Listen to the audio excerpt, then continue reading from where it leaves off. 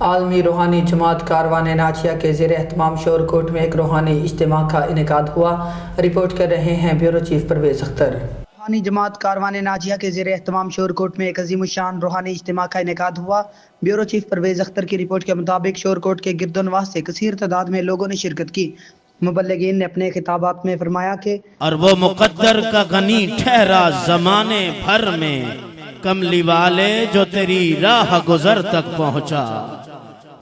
اللہ فرماتے ہیں اومن کان میتن فاحییناہ وجعلنا لہ نورا، کہ ایک شخص ہے جو پہلے گناہگار ہے، دل اس کا غافل ہے، کالا ہے، مگر جب وہ اللہ والوں کی نسبت پہ آتا ہے، کسی اللہ والے کی نظر اس پہ پڑ جاتی ہے، فَأَحْيَيْنَاهُ، اللہ اس کے مردے دل کو زندہ کر دیتا ہے۔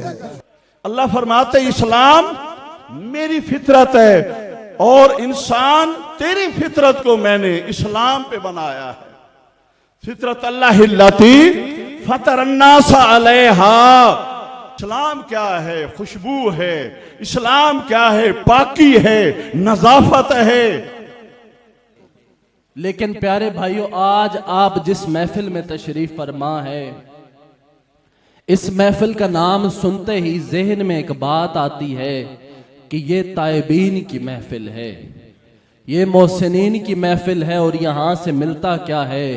یہاں سے توبۃ النصوحہ نصیب ہوتی ہے کہ علم آنکھ اور عمل نور ہے، علم نقشہ اور عمل تعمیر ہے، اور علم مشعل راہ و حیات جاوداں است، گر عمل نہ باشد سبب فتنہ جہان است، با علم قلیل کردی عمل حمیدین است، با علم کثیر بے عمل وارث لعین است۔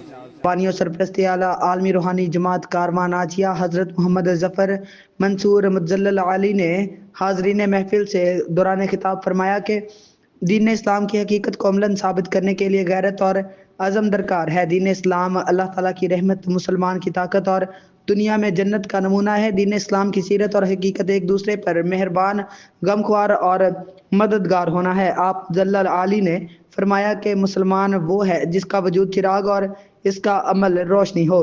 کوشش کرے کہ اپنے ارد گرد غریب، یتیم، مظلوم، مریض لوگوں کا خصوصی خیال رکھیں، رحم اور غریب پروری کو اپنا شیوا بنائیں۔ محفل کے اختتام پر آپ متجلل علی نے ملک پاکستان کی سلامتی، دین اسلام کی سربلندی، پوری دنیا میں امن و امان کے قیام، مسلمانوں کی حفاظت اور مدد کے لیے خصوصی دعا فرمائی۔